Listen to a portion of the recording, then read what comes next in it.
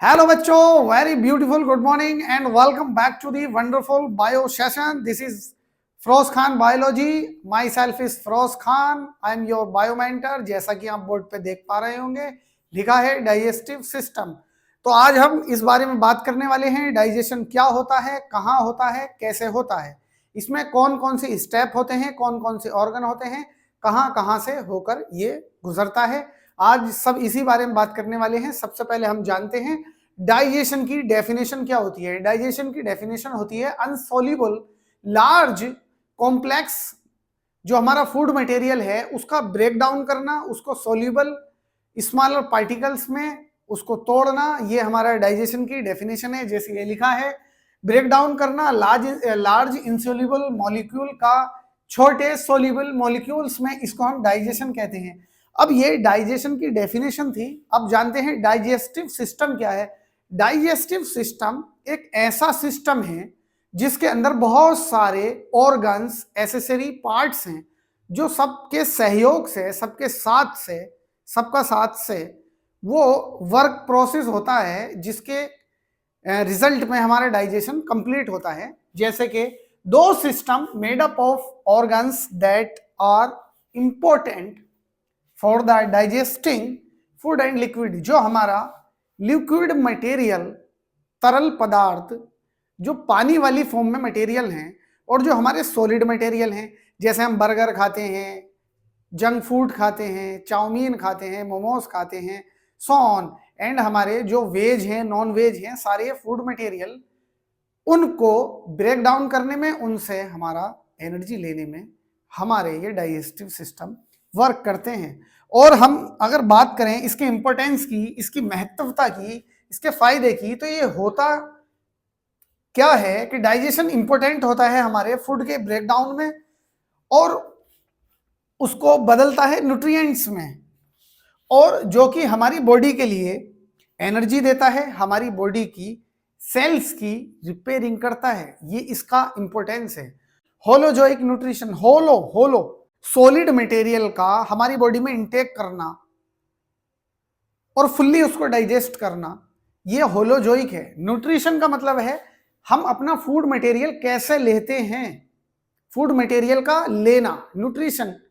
And holozoic solid food material, not a liquid, already पचाया, किसी से एब्जॉर्ब किया नहीं, सॉलिड फूड मटेरियल लेना, खाना, तोड़ना, कट करना, होलोजोइक न्यूट्रिशन लेना।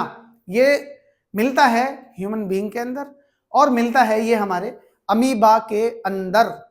डाइजेस्टिव सिस्टम दो पार्ट्स में डिवाइड है। डाइजेस्टिव सिस्टम दो हिस्सों में बटा हुआ है।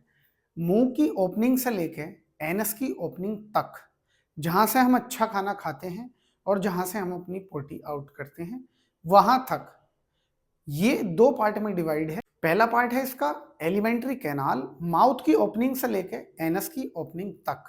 दूसरा पार्ट है इसका एसोसिएटेड ग्लैंड्स, जो ग्लैंड्स इसके साथ रहते हैं, इसका सहयोग करते हैं, जिनकी मदद से डाइजेशन कंप्लीट हो पाता है, जिनकी मदद से डाइजेशन हो पाता है।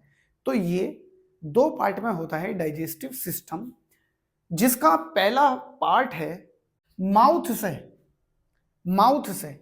आप यहां देख सकते हैं, ये माउथ से स्टार्ट हुआ, ईसोफेगस के पास गया, ये पाइप के पास गया, स्टोमच के पास ये फूड पाइप आया। फूड पाइप के बाद स्मॉल इंटेस्टाइन, उसके बाद लार्ज इंटेस्टाइन, उसके बाद एनस, ये एनस है। इसके बाद हम ये समझाना चाहते हैं तुम्हें, माउथ से स्टार्ट हुआ, ईसोफेगस पे जाके ओपन हुआ, ईसोफेगस स्टोमक में जाके ओपन हुआ, स्टोमक स्मॉल इंटेस्टाइन में ओपन हुआ, स्मॉल इंटेस्टाइन ओपन हुआ लार्ज इंटेस्टाइन में, और लार्ज इंटेस्टाइन ओपन हुआ रेक्टम में, और रेक्टम जाके लास्ट हुआ एनस पर। तो ये था हमारा एलिमेंट्री कैनाल। ये लॉन्गेस्ट ट्यूब लाइक स्ट्रक्चर है। अगर हम इस पूरे डाइजेस्टिव सिस्टम की बात करें, जो माउथ से लेके और एनस तक, तो इसकी कंप्लीट लंबाई है 30 फीट, 30 फीट्स इसकी लेंथ है। अगर हम बात करें इसके ईसोफेगस की, ये जो ट्यूब लाइक स्ट्रक्चर है, इस गले से लेके, इस माउथ से लेके स्टोमक तक, इसकी लंबाई कितनी है? इसकी लंबाई है 13 इंचेस। अगर हम बात करें स्मॉल इंटेस्टाइन की, ये जो बीच में स्मॉल इंटेस्टाइन है, छोटी आंत है, ये छोटी आंत दरअसल हकीकत में लंबाई में तो सबसे ज्यादा लंबी है, बट इसका अंदर का सुराख, इसके अंदर का ल्यूमन बहुत नैरो है, उसके बिना पर इसको कहा जाता है स्मॉल इंटेस्टाइन, मतलब स्मॉल ल्यूमन, स्मॉल इंटेस्टाइन। ठीक, इसकी लंबाई मैंने यहां लिखी 22 फीट, 22 फीट लंबी इसकी लेंथ होती है। और इसके बाद आती है हमारी लार्ज इंटेस्टाइन, जैसा कि मैंने यहां लिख रखा है। अगर लार्ज इंटेस्टाइन की लेंथ की अगर हम बात करें तो ये होती है 5 फीट। सर ये लार्ज है, 5 फीट है, वो स्मॉल है फिर भी 22 फीट है। तो सर जो बड़ी है वो लंबाई में छोटी, जो छोटी है वो लंबाई में ज्यादा। मैंने बताया आपको कि जो बड़ी है वो ल्यूमन जो है उसका अंदर वाला, जो उसका ल्यूमन है वो साइज में बड़ा है, इसलिए उसको कहा लार्ज इंटेस्टाइन, भले ही उसकी लंबाई कम है। और ये स्मॉल इंटेस्टाइन जो है वो भले ही साइज में लंबी है, लेकिन उसका जो ल्यूमन है अंदर का, जो उसका एरिया है वो बहुत स्मॉल है, बहुत नैरो है, बहुत कम है, इसलिए उसको कहा स्मॉल इंटेस्टाइन। अब हम बात करने वाले हैं इसके माउथ से लेकर एनस तक क्या क्या प्रोसेसिंग होंगी। हम बात करने वाले हैं अब कौन से ग्लैंड क्या वर्क करने वाले हैं, तो चलिए देखते हैं। फिर आप ध्यान से समझिए। खाना माउथ के अंदर गया, माउथ के अंदर जाने के बाद उस बड़े मॉलिक्यूल खाने को हम छोटे पार्टिकल्स में तोड़ते हैं। जब हमारे दांत उसको छोटे छोटे पार्टिकल में तोड़ देते हैं तो हमारे माउथ के अंदर सलाइवा, जिसको हम थूक कहते हैं, वो उसके अंदर मिक्स हो जाता है। और जब वो हमारे गले से उतरकर हमारे खाने वाली नली से जाता है, उस वक्त वो बोलस कहलाता है। बोलस जब हमारे पेट में पहुंचता है और पेट में पहुंचने के बाद गैस्ट्रिक जूसेस के साथ वो मिक्स हो जाता है, छोटे पार्टिकल में टूट जाता है, तो उसको उस टाइम काइम कहते हैं, CHYME, काइम। अब पेट से आगे गुजरने के बाद वो छोटी आंत में जाता है, वहां उसको पेनक्रिटिक जूस मिलता है और बाइल जूस मिलता है, फिर वो छोटी आंत में उसका डाइजेशन कंप्लीट होता है। फिर उसके बाद वो एब्जॉर्ब कर लिया जाता है, फिर उसके बाद री एब्जॉर्ब होते हैं हमारे आयंस एंड हमारे एक्सिस वाटर, जो कि हमारी लार्ज इंटेस्टाइन में पहुंचता है। उसके बाद आगे undigested food particles and food collect होके स्टूल की फॉर्म ले लेते हैं और वो रेक्टम में जाने के बाद स्टोर हो जाते हैं, और जब उसकी रिक्वायरमेंट होती है एनस के थ्रू वो एग्जिट कर दिए जाते हैं, जिस प्रोसेस को हम इजेशन कहते हैं। अब मैंने जितना कुछ तुम्हें बताया समझाया, इसको एक बार क्विक रिवाइज करते हैं, समझते हैं। माउथ के अंदर टीथ होते हैं जो हमारे खाने को चबाते हैं और क्रश करते हैं, मसलते हैं। जो दांत हमारे खाने को चबाते हैं, मसलते हैं, उसको कहते हैं मैस्टिकेशन। ये मैकेनिकल और केमिकल डाइजेशन होता है। मैकेनिकल हमारे दांतों के द्वारा, केमिकल जो हमारा सलाइवा थूक खाने में मिक्स हो जाता है उसको हम बोलते हैं केमिकल डाइजेशन। हमारी जो टंग होती है माउथ के अंदर, वो हमारे खाने का टेस्ट लेने का काम करती है। और जो हमारे स्लेवरी ग्लैंड हैं हमारे माउथ के अंदर, 3 जोड़ी स्लेवरी ग्लैंड होते हैं जिनका नाम है पैरोटिड, सबमिक्सिलरी, सबलिंगुअल या सबमैंडिबुलर ग्लैंड। वो क्या करते हैं? स्लाइवा सिक्रेट करते हैं। स्लाइवा होता क्या है? ट्रांसपेरेंट, पानी जैसा, जेल जैसा लिक्विड मटेरियल होता है जिसके अंदर स्लाइवरी एमाइलेज होता है, जिसको हम टाइलिन के नाम से जानते हैं। टाइलिन एक एंजाइम होता है जो हमारे स्टार्च को, जो खाने के अंदर, वेज खाने के अंदर, उसकी सेल वॉल के अंदर जो हमारा स्टार्च पाया जाता है, प्लांट्स के अंदर खाना स्टार्च की फॉर्म में स्टोर कर लिया जाता है, और उस स्टार्च को जब हम फूड की फॉर्म में खाते हैं, जैसे हमने आलू खाया, अब वो जब हमने आलू खाया उसके अंदर भी स्टार्च है। अब वो स्टार्च जो है टाइलिन नाम के स्लाइवरी एमाइलेज नाम के एंजाइम से वो स्टार्च माल्टोज में ब्रेक कर दिया जाएगा, मतलब उसको सिंपलर फॉर्म में डाइजेस्ट कर दिया जाएगा, ताकि वो आगे जाकर डाइजेस्ट हो जाए आसानी से। अब ईसोफेगस, माउथ के बाद आता है हमारा ये खाने वाली नली, उसको हम कहते हैं oesophagus.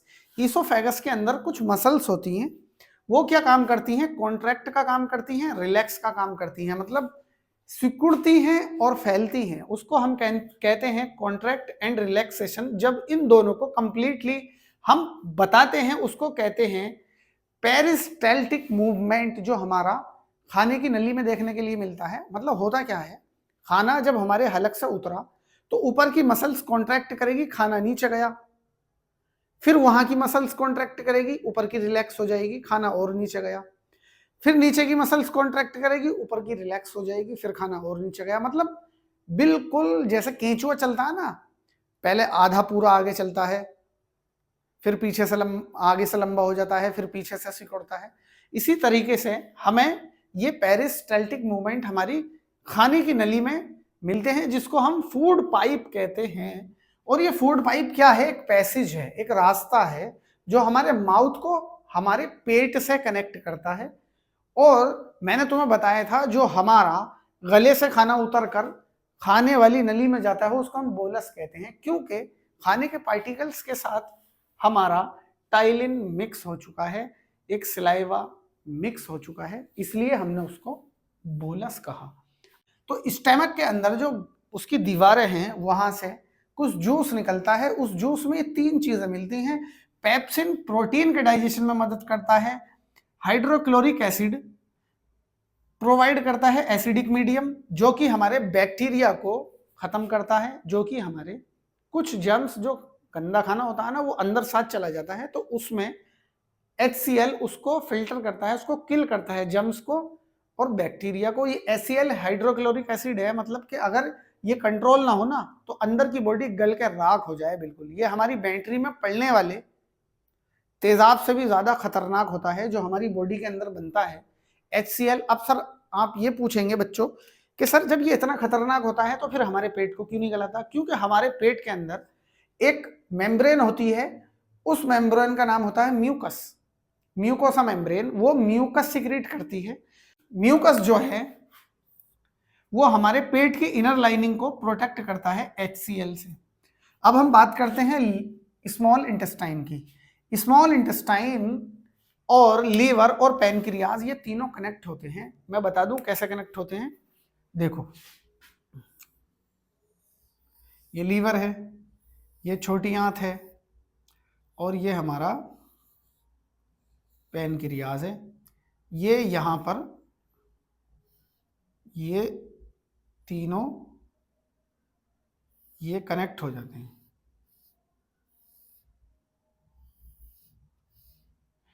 Pancreas, small intestine and liver. Small intestine से लीवर और पैनक्रियाज कनेक्ट रहते हैं। लीवर हमारा बाइल जूस बनाता है। बाइल जूस जो है हमारी चर्बी यानी फैट को बड़े पार्टिकल्स को छोटे पार्टिकल्स में ब्रेक डाउन में हेल्प करता है, उसको हम कहते हैं इमल्सिफिकेशन ऑफ फैट। चर्बी का बड़े मॉलिक्यूल से छोटे मॉलिक्यूल में ब्रेक हो जाना, इमल्सिफिकेशन। पैनक्रियास क्या करता है? पैनक्रियास पैनक्रिटिक जूस का सिक्रेशन करता है, जिसके अंदर जूस में 3 चीजें मिलती हैं, pancreatic amylase, trypsin and lipase. याद करने वाली बात है, गैस्ट्रिक जूस में pepsin, HCl, mucus. Pancreatic juice में pancreatic amylase, trypsin and lipase. Pancreatic amylase digestion of carbohydrate. जो कार्बोहाइड्रेट है, जो हमारी शुगर है, उसका डाइजेशन करता है हमारा एमाइलेज। और जो हमारा प्रोटीन है उसका डाइजेशन करता है हमारा ट्रिप्सिन। प्रोटीन का डाइजेशन ऊपर पेप्सिन ने भी किया, मगर वो पेट में था।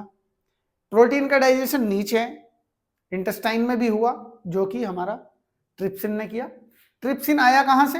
पैनक्रियास से, जो कि पैनक्रिटिक जूस के अंदर था। और पैनक्रिटिक जूस के अंदर एक था लाइपेज।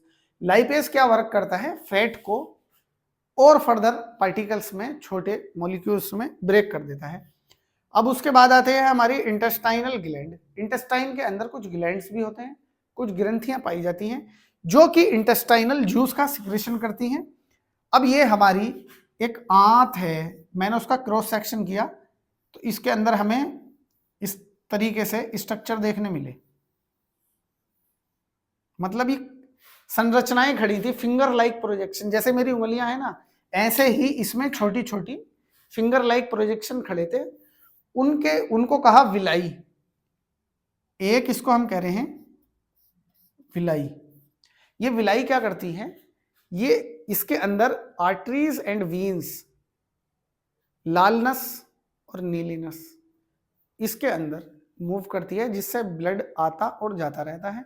वहां पर हेल्प होता है एब्जॉर्प्शन ऑफ डाइजेस्टेड फूड। जो फूड हमारा डाइजेस्ट हो चुका है वो एब्जॉर्ब होता है हमारा विलाई की हेल्प से, और हमारा फाइनल डाइजेशन जो है हमारा स्मॉल इंटेस्टाइन के अंदर हो जाता है। अब मुझे बात करनी है लार्ज इंटेस्टाइन की।